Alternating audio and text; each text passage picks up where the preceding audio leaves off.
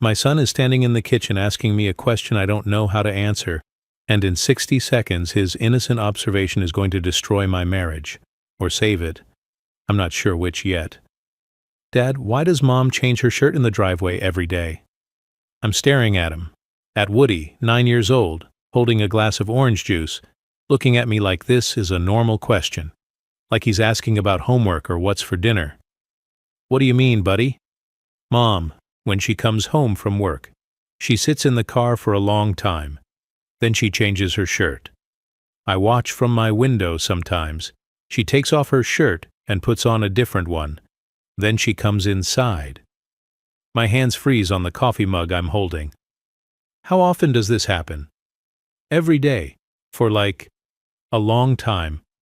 Months, maybe. Does she know you're watching? I don't think so. My room is above the garage. I can see down. He pauses, takes a sip of juice. Sometimes she cries first, Dad, before she changes. Then she wipes her face and comes inside smiling. The mug slips from my hand, hits the counter. Doesn't break, but coffee spills everywhere, because suddenly everything makes sense. And nothing makes sense. And I think my wife might be having an affair. Before we get into this, where are you watching from today? Share in the comments. I love knowing how far these stories go. It's a Tuesday morning. I'm working from home like I have for the past 5 years. Software engineer for a tech company in Seattle. Good job. Good pay. Flexible hours. I can be here when Woody gets home from school. Can make dinner. Can be the present dad. Jen is a nurse. ICU at Mercy General Hospital downtown. Works day shift, 7 a.m. to 7 p.m., 4 days a week. Long shifts. Exhausting work. She comes home tired. But that's normal for nurses, right? The exhaustion, the stress, the long hours. We've been married 11 years. Together for 13. High school sweethearts. Got married young. Had Woody when we were both 28. Built a life. Bought a house in the suburbs. 2 cars. A dog. The whole American dream package. And I thought we were happy. I really did. But now Woody's standing here telling me something I never noticed. Something that's been happening every single day. Right under my nose. Buddy, I say carefully, when you say she changes her shirt, what do you mean exactly? She takes off the shirt she's wearing and puts on a different shirt from a bag. Then she puts the shirt in the bag. A bag? What kind of bag? Like a grocery bag, plastic. She keeps it in the car. And she does this every day? Yeah, every time she comes home. What about the crying? You said she cries sometimes? Woody nods. Looks uncomfortable now, like he's tattling. Not every day, but a lot. She sits there and cries. Then stops, wipes her face, changes her shirt. Then comes in and she's smiling and asks about my day and stuff. I can't breathe, can't process this. Thanks for telling me, Woody. You did the right thing. Is Mom okay? I'm sure she's fine. You don't have to worry. He nods, satisfied with this answer. Goes back to his cereal. I stand there in the kitchen with spilled coffee on the counter and my world tilting sideways. I try to push it out of my mind. Try to focus on work. But I can't. Why would Jen change clothes in the driveway? Why not come inside and change like a normal person? Why sit in the car crying first? The obvious answer: she doesn't want us to see something, doesn't want us to know something. The terrible answer that I can't stop thinking: she's having an affair. She's changing clothes to hide evidence, meeting someone, coming home, changing back into wife clothes before coming inside, crying because of guilt, or because she's conflicted, or because she wants to be with him but has to come home to us. I hate that my brain goes there immediately. Hate that I'm that guy who jumps to infidelity. But what else makes sense? Why else would you sit in your car crying and changing clothes every single day for months? That night, when Jen comes home, I watch, really watch. To 7:23 p.m. I hear her car pull into the driveway. From the kitchen window, I can see her car parked behind mine. She's sitting in the driver's seat. I'm making dinner. Woody is in his room doing homework. Normal evening, but I'm paying attention now. 7:25 p.m. She's still in the car, hasn't gotten out yet. 7:30 p.m. Still sitting there. 7:38 p.m. Finally, the car door opens. She gets out, walks to the front door. She's wearing jeans and a sweater. Casual. Normal. Hey, babe. She kisses my cheek. Sorry I'm late. Traffic was terrible. How was your day? Fine. Yours? Long. Exhausting. You know how it is. She's already moving toward Woody's room. Woody, I'm home. I watch her go. She seems fine. Normal. Happy even. But she was in that car for 15 minutes. Doing what? The next day, Wednesday, I work, but I'm not really working. I'm watching the clock. Waiting for 7 p.m. Jen's shift ends at 7. Takes her about 20 minutes to get home. So around 7:20. At 7:22, I hear her car pull into the driveway. I go to the front window. Watch. She's sitting in the driver's seat. Engine off. Not moving. I wait. 1 minute, 2 minutes, 5 minutes. I step outside. Quietly. Like I'm checking the mail. Walk toward the driveway. Get close enough to hear. She's crying. Sitting in her car with her hands over her face. Sobbing.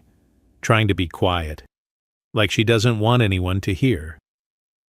My wife is sitting in her car in our driveway crying. And I'm standing here 20 feet away. And I don't know what to do. 10 minutes. The crying stops. I see her wipe her face. See her reach into the back seat. Movement. Like she's changing clothes. Just like Woody said. I back away. Go inside. Act normal. A few minutes later she comes in. Smiling. Hey, how was your day? I want to ask. Want to confront her right there. But Woody is in the next room. And I don't know what I'm confronting her about. Not yet. Good, I say. How was work? Busy. The usual. She heads to the fridge. Grabs a water. What's for dinner? And just like that, we're back to normal. Like she wasn't just crying in the car. Like everything is fine. But it's not fine. Nothing is fine. Friday evening. Jen is working late, says they're short-staffed and she picked up extra hours. Woody is at a friend's house for a sleepover. I'm alone, and I do something I've never done in 11 years of marriage, something I'm not proud of. I go into the garage, open her car, and I search it. I told her to go with my car today so I could do an oil checkup on hers. But that's not true. I check the glove compartment first. Registration, insurance card, a pack of gum. Normal stuff. Then I see it, shoved under the passenger seat. A plastic shopping bag. I pull it out. Open it. Inside, clothes. Women's clothes. A blue scrub top, but it's not clean. There are stains. Dark stains that didn't wash out. And the smell. The bag smells like industrial cleaner and something else. Something chemical and unpleasant. There's perfume too. A small bottle. Expensive brand. Not the perfume Jen usually wears. This is heavier. Stronger. I keep searching. In the center console, I find receipts. I pull them out. Look through them. 3 receipts from a coffee shop called Brew Haven. Dates from the past 2 weeks. Not a place we've ever been together. Not a place she's ever mentioned. And under those, parking receipts. From a parking garage downtown. Address 447 Pine Street. Date stamps from the past 3 months. Multiple receipts. She's been going there regularly. I pull out my phone. Google the address. 447 Pine Street. It's a residential building. Apartment complex. Downtown. 20 minutes from the hospital where she works. My stomach drops. My hands are shaking. Why would Jen be parking at an apartment building? Why would she have receipts from a coffee shop I've never heard of? Why is she changing clothes and hiding perfume? The answer is so obvious it hurts. It confirms my suspicions. She's seeing someone, meeting him at his apartment, going there after work or before, changing clothes to hide evidence, crying because of guilt, coming home and pretending everything is normal. I sit in her car with the bag of clothes and the receipts, and I want to throw up. 11 years. We've been married for 11 years. We have a son. We have a life. And she's been lying to me for months. I don't confront her that night. Don't say anything when she comes home at 9 p.m. looking exhausted. Don't mention the coffee shop or the apartment building or the clothes. I just watch her. Try to see the lie. Try to see the affair. But she's good. She kisses me. Asks about my day. Asks about Woody's sleepover. Makes a joke about how she needs a shower because she smells like hospital. She's so good at this. So convincing. How long has she been lying? Over the weekend I can barely function, can barely look at her. She asks if I'm okay. I say I'm fine, just work stress. She believes me, or pretends to.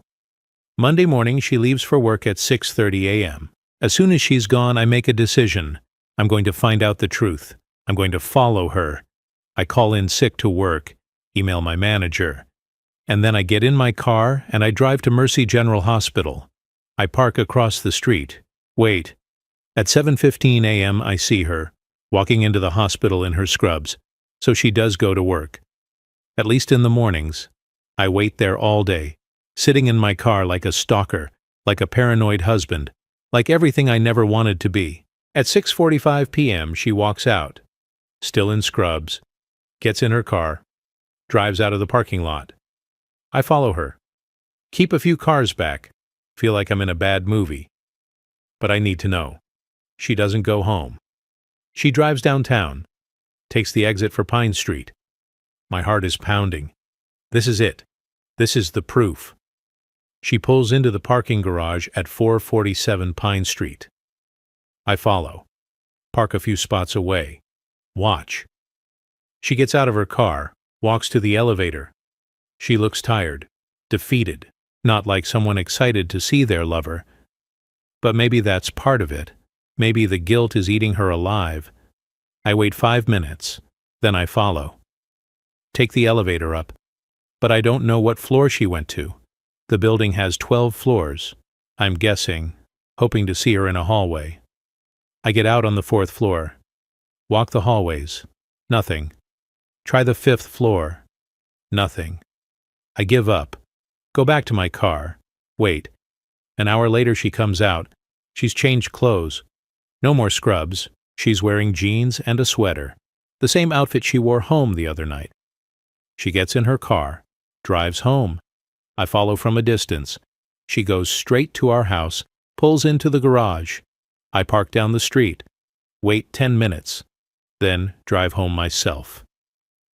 When I walk in, she's in the kitchen making dinner, smiling. Hey, how was your day? Fine. Yours? Exhausting, but it's over now.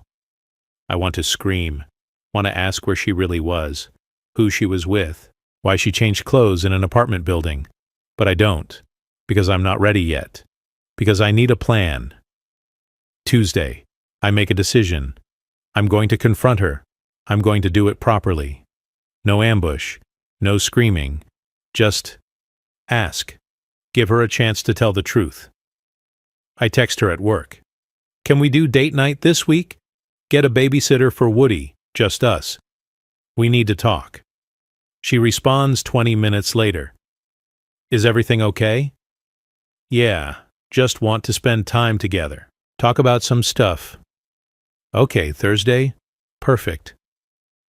I arrange for Woody to stay with my parents Thursday night. Tell them Jen and I need a date night. They're happy to take him. Say we don't do this enough. They're right. We don't. Because we've been living separate lives and I didn't even notice until my 9-year-old son pointed it out.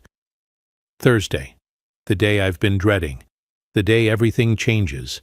I make a reservation at Marcello's, Italian place, where we had our first anniversary dinner. Public enough that she won't make a scene, but private enough that we can talk. Jen seems nervous getting ready. Keeps asking if I'm sure everything is okay. I keep saying yes.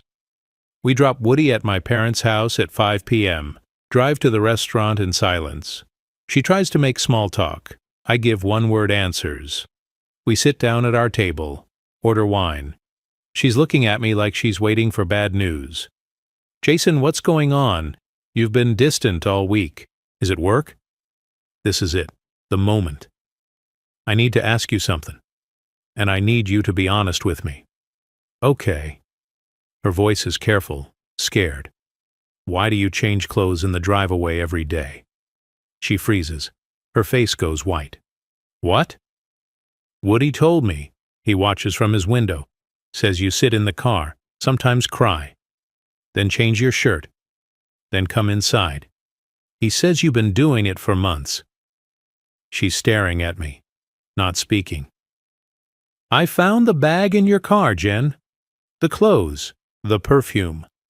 And I found the receipts. From the coffee shop. From the parking garage on Pine Street, the apartment building. Her hands are shaking. I followed you Monday. Watched you go into that building. Watched you come out an hour later in different clothes. So I need you to tell me the truth. Who is he? How long has this been going on? The words hang in the air between us. Final. Damning. He? Yes, who is he? Who is the guy you are seeing? Her name is Natasha. I remain silent for a moment, confused. Are you cheating on me with a woman? Jen's face crumples. Tears start streaming down her cheeks. She's shaking her head. Oh my God, Jason. I was trying to convince myself you weren't implying what you were. There's no one, Jason. There's no affair. There's no other man. Or woman. Then explain it. Explain the apartment building. The clothes. The crying. The lying. I'm not lying. I didn't want you to know. Didn't want me to know what? That I'm falling apart. Her voice breaks. She's sobbing now. Full, heaving sobs. People at other tables are looking. The apartment building, she chokes out. That's where my therapist's office is, Dr. Natasha Reynolds. I've been seeing her twice a week for 4 months. That's where I go. That's why I park there. I'm frozen, staring at her. Therapist? Yes. I started therapy in November. The coffee shop? That's where I sit after sessions sometimes because I can't drive home immediately after. I need time to compose myself, to process, to stop crying. Why are you in therapy? Why didn't you tell me? She wipes her face, takes a shaky breath. Because I'm drowning, Jason. I've been drowning for years, and I didn't want you to know. Didn't want to burden you. Didn't want Woody to see me fall apart. What are you talking about? My job. The ICU. I work in hell, Jason. Do you know what I do every day? I watch people die. I hold their hands while they die. I call families and tell them their loved one didn't make it. I see things, terrible things, that I can't unsee. She's crying harder now, can barely speak. During COVID, it was a nightmare. We lost so many people, so many, and we were alone because families couldn't visit. So I held their hands. I stayed with them. I was the last face they saw. Strangers dying, and I'm the only person there. Jen. And after COVID ended, everyone thought it would get better, but it didn't. People still die in ICU, Jason, every week.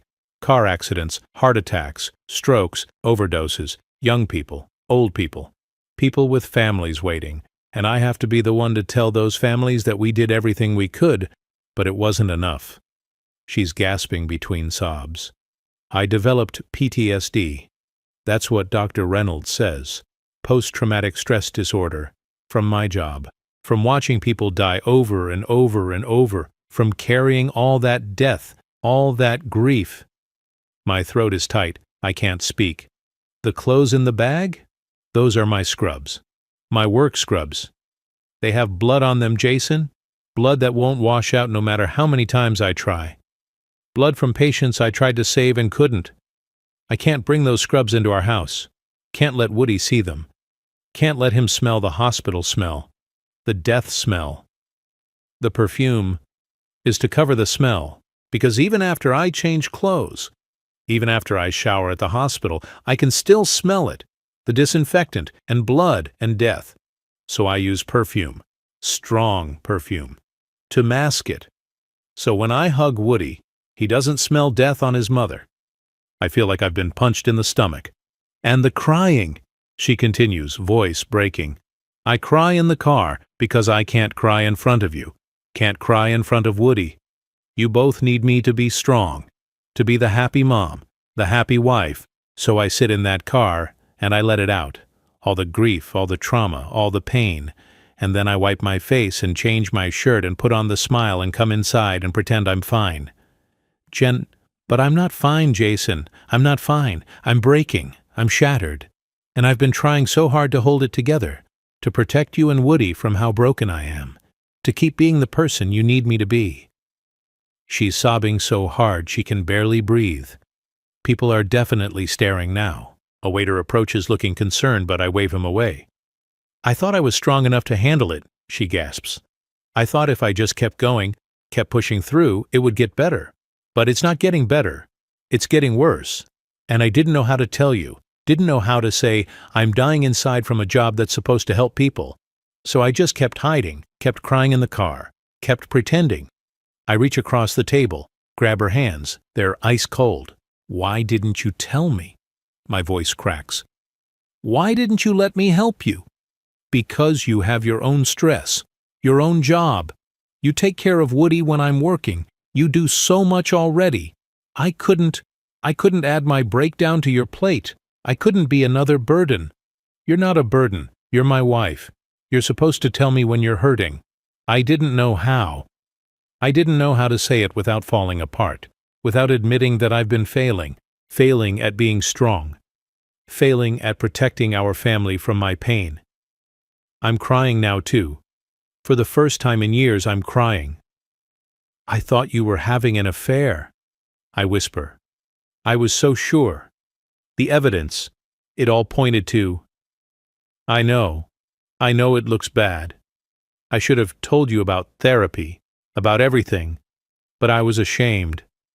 Ashamed that I couldn't handle my job. Ashamed that I was weak. You're not weak. You're the strongest person I know. Do you understand that? You've been carrying trauma that would destroy most people. You've been doing it alone because you thought you had to protect us. That's not weakness. That's... I can't finish. Can't speak through the tears. We sit there in that restaurant, both of us crying, holding hands across the table like we're the only two people in the world. I'm so sorry, I finally say. I'm so sorry I didn't see it. Didn't notice you were suffering. I was right here and I missed all the signs. You didn't miss them. I hid them. I hid everything. What can I do? How can I help? I don't know. I don't know what I need. That's why I'm in therapy, trying to figure it out. Tell me about the therapy. What does Dr. Reynolds say? Jen wipes her face, takes a shaky breath. She specializes in healthcare worker trauma, PTSD. She's helping me process everything, helping me learn how to decompress without destroying myself, teaching me coping mechanisms. It's helping, slowly, but I'm still struggling. What happens in your sessions? We talk about specific cases, patients I've lost, the ones that haunt me. She's teaching me how to create boundaries, how to leave work at work instead of carrying it home. But it's hard, really hard. The apartment building, that's just her office. Yes, 4th floor, suite 402, that's all it is. I go twice a week, Tuesdays and Thursdays, hour-long sessions. Then I sit at the coffee shop for 30 minutes because I need time before I can face coming home. And you've been doing this since November? 4 months? Yes. Jen. I squeeze her hands. You don't have to hide anymore. You don't have to cry alone in the car. You don't have to protect me from your pain. We're supposed to be a team. We carry things together. I didn't want to burden you. You're not a burden. Your pain is my pain. Your struggles are my struggles. That's what marriage means. She's crying again. I'm so tired, Jason. So tired of pretending. So tired of hiding. So tired of being strong. Then stop. Stop pretending, stop hiding. Let me help you carry this. We don't finish dinner. Can't. We sit there for another hour just talking, really talking. For the first time in months, maybe years, we're honest, completely honest. She tells me about the patients that haunt her. She tells me about the nightmares, the anxiety, the way her hands shake sometimes, the panic attacks in the hospital bathroom, the constant feeling of drowning. And I tell her about my fear, my paranoia, my certainty that she was having an affair, my guilt for not noticing she was suffering. We drive home in silence, not uncomfortable silence, just processing silence. When we get home, we sit in the car, in the driveway, the place where she's been hiding for months. I hold her and she cries, really cries. No more hiding, no more pretending. You don't do this alone anymore, I tell her. From now on, when you get home, you don't sit in this car alone. You come inside. You tell me about your day, the good parts and the terrible parts. You cry if you need to. You process with me. We do this together. What about Woody? He can't see. We'll figure it out. We'll tell him age-appropriate truth, that Mom has a hard job helping sick people, that it makes her sad sometimes, that it's okay to be sad. We'll teach him that being strong doesn't mean hiding your feelings. It means being honest about them. The next few weeks are hard. Really hard, but different. Better. Jen comes home and instead of sitting in the driveway alone, she comes inside. I give her 30 minutes. 30 minutes where she can talk about her day, or sit in silence, or cry. Woody knows to give Mom quiet time when she gets home. We explained it simply. Mom helps people who are very sick. Sometimes people die even though Mom tries to save them. That makes Mom sad, so she needs time to feel her feelings before we do family time. He understood. Better than we expected. Even made her a card. It's okay to be sad, Mom. I love you. Jen continues therapy. Twice a week. She tells me about her sessions now, shares what she's learning. I learn too, about healthcare worker burnout, about compassion fatigue, about secondary trauma. We talk about her changing jobs. She doesn't want to stop being a nurse. Maybe leaving ICU, moving to a less traumatic department. She's considering it. I've given 10 years to ICU, she says. Maybe that's enough. I transform the garage, clean it out, set up a corner with a comfortable chair, soft lighting, plants, make it a real space, a decompression space. Sometimes she uses it, sometimes she doesn't. But it's a place to process, to breathe. Sometimes I sit with her. Don't talk, just sit. Presence. That's what Dr. Reynolds calls it. Just being present for someone without trying to fix them. Woody asks questions sometimes. Did someone die at the hospital today, Mom? And Jen answers honestly. Yes, a very sick person. I tried to help them, but they were too sick. Are you sad? Yes, but I'm okay. I'm sad because I care. And caring is good. He seems satisfied with this. Gives her extra hugs on bad days. 3 months later. June. We're in the backyard. Weekend afternoon. Woody is playing with the dog. Jen is next to me on the patio, reading a book. She looks lighter. Not fixed. Healing isn't linear. But lighter. The therapy is working. The honesty is working. The not hiding is working. I put in my transfer request, she says suddenly. What? At work. I'm moving to the cardiac rehabilitation unit. Outpatient. No more ICU. My last day in ICU is July 15th. Jen, are you sure? I'm sure.